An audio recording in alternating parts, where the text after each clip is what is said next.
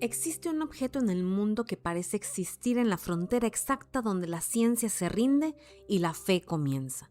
Una tela de lino de 4 metros que ha sobrevivido a incendios, guerras, saqueos y al escrutinio de los laboratorios más avanzados del planeta. Durante siglos, reyes y papas se han arrodillado ante ella. Pero en 1988, el veredicto del carbono 14 pareció sentenciarla a muerte. Es un fraude medieval. Sin embargo, ¿cómo explicamos que en pleno siglo XXI, con toda nuestra tecnología, sigamos sin poder replicar exactamente cómo se formó esa imagen? Hoy, en Misterios de Fe, desplegamos las 30 páginas de la historia más fascinantes de la cristiandad, el Sudario de Turín.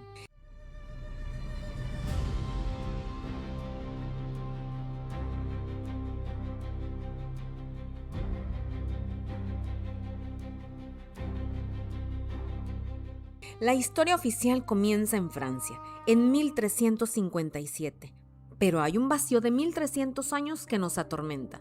¿Dónde estuvo la sábana antes? Algunos hilos nos llevan a la antigua Edesa y a la leyenda del mandilión, una tela que sanó a un rey y que, según se dice, se guardaba doblada en 4 para ocultar el cuerpo y mostrar solo el rostro.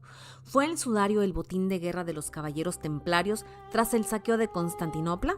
El Códice Pray, un manuscrito húngaro de 1192, ya dibujaba una mortaja con el mismo tejido y extraños agujeros en formas de L, sugiriendo que el sudario ya existía mucho antes de lo que dice la ciencia.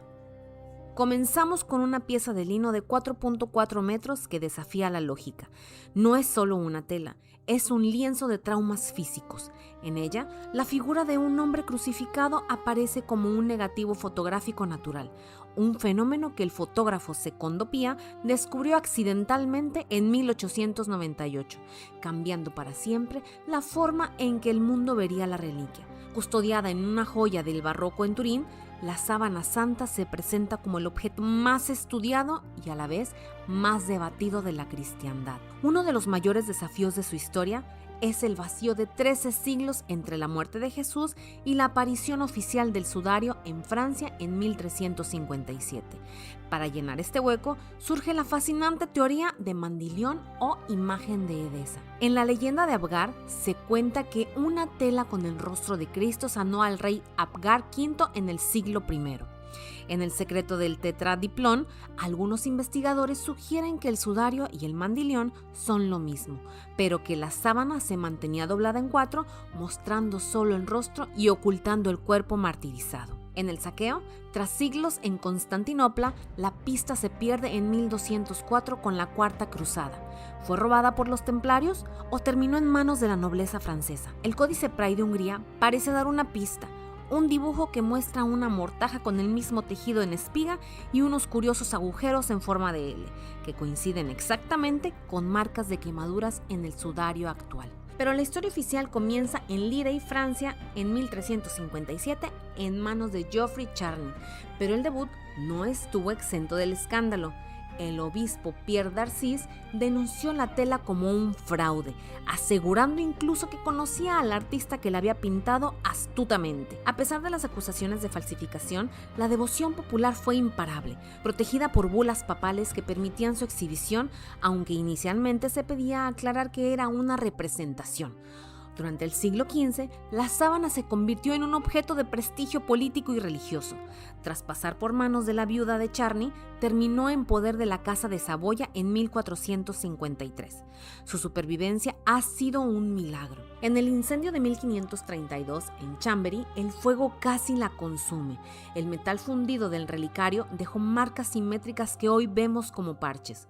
En el refugio de guerra, incluso los nazis la buscaron durante la Segunda Guerra Mundial, obligando a los monjes a esconderla bajo un altar en la abadía de Montevergine, mientras simulaban rezar para despistar a los soldados.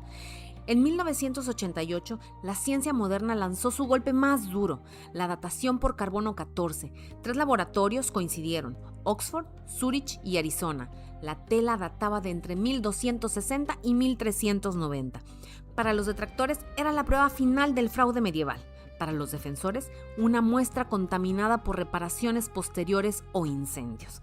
Si el sudario fuera una obra de arte, ¿Cómo se hizo?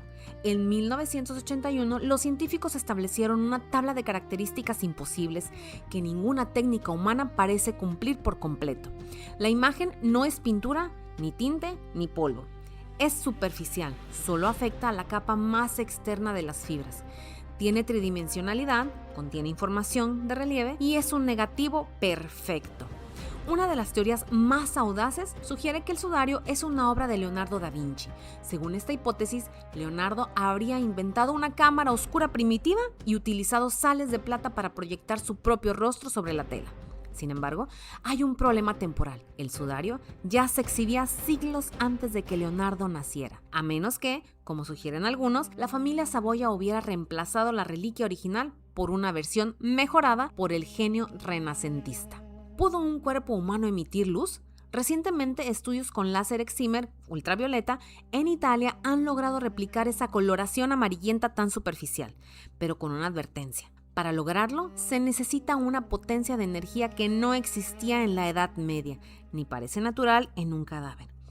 En Huesos y Dientes, algunos investigadores afirman ver raíces dentales y huesos de las manos, como si la imagen fuera una radiografía capturada por el momento de una liberación masiva de energía. En vaporigrafía, otros sugieren una reacción química natural entre los gases de un cuerpo, el amoníaco, y una capa de almidón en la tela, aunque esto no explica la perfección fotorrealista de los rasgos. La datación de 1988 sigue siendo el gran muro, pero aquí aparece la figura de Ray Rogers, un químico que antes de morir lanzó una bomba. La muestra analizada no era del sudario original, sino de un remiendo invisible. En el surcido francés, se teoriza que en la Edad Media se reparó una esquina dañada mezclando hilos de lino antiguo con algodón moderno de forma tan perfecta que engañó a los expertos. En la vanilina, Rogers argumentó que la tela original no tiene vanilina, lo que indica mucha antigüedad, mientras que la zona de carbono 14 sí la tenía, sugiriendo que esa esquina era mucho más reciente. En el factor biológico, otros científicos proponen que siglos de bacterias, humo de velas y sudor de peregrinos crearon una capa bioplástica de carbono nuevo que rejuveneció la tela ante los ojos del acelerador de masas. En la restauración del 2002 ocurrió algo inesperado. Al levantar el forro que protegía la tela, algunos científicos afirmaron ver una segunda imagen en el reverso, muy tenue, que coincide exactamente con la del frente.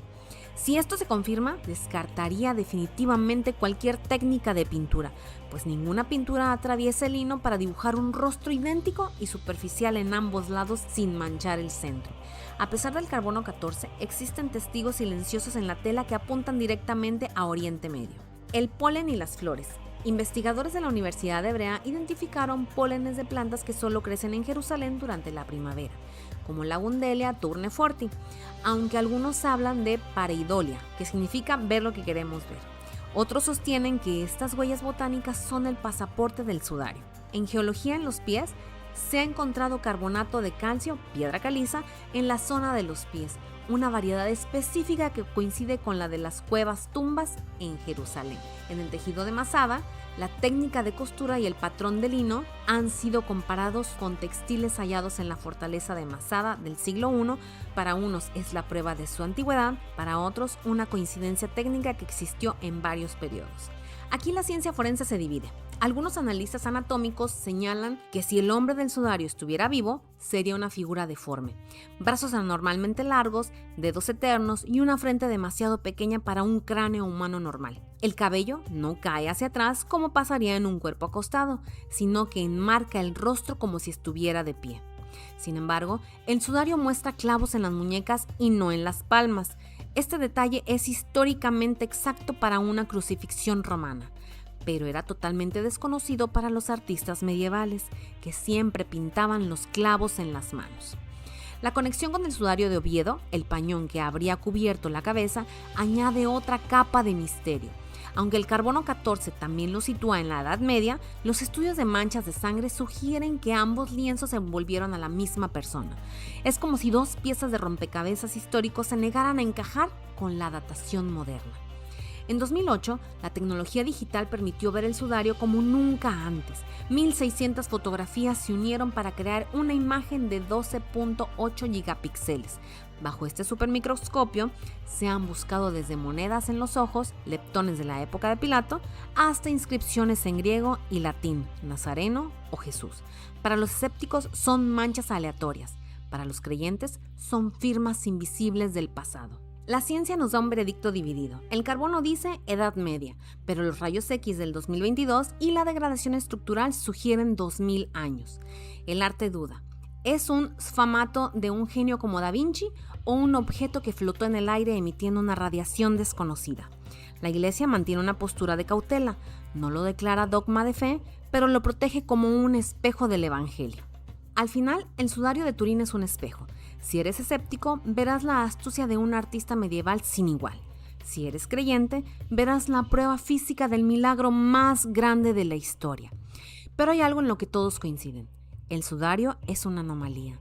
Es un objeto que no debería existir. Una imagen que desafía la física y que, a pesar de haber sido declarada muerta por la ciencia hace décadas, hoy sigue gritando sus secretos desde una teca blindada en Turín. ¿Es el retrato de Dios o el engaño más brillante del hombre?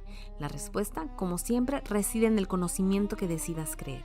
Esto fue Misterios de Fe. Si te apasionan estos misterios, no olvides suscribirte y dejar tu teoría en los comentarios. ¿Realidad o mito? Tú decides. Yo decido creer.